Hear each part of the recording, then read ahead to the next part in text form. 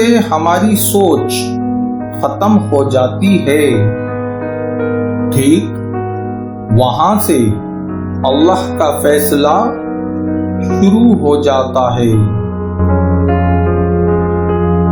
اللہ تعالی ناراض ہو تو روٹی نہیں چھینتا، بلکہ سجدے کی توفیق چھین لیتا ہے۔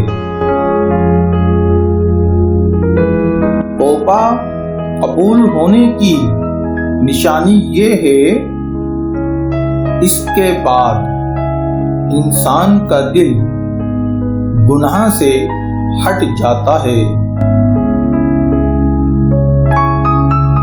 باپ کے سامنے اونچا نہ بولنا، ورنہ اللہ تم کو نیچا کر دے گا۔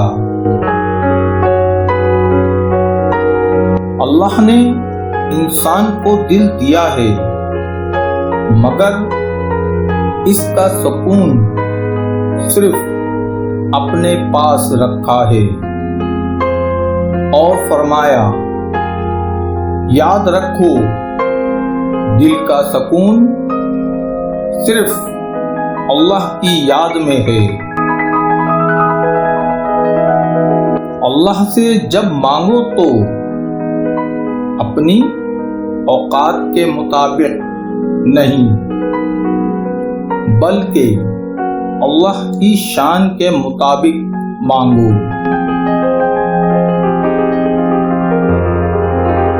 قرآن پڑھتے ہوئے ایسا لگتا ہے کہ جیسے وہ دلاسا دے رہا ہو کہ میں ہوں تمہارے ساتھ۔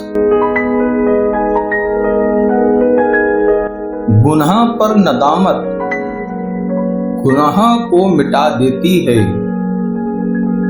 نیکی پر غرور نیکی کو تباہ کر دیتا ہے۔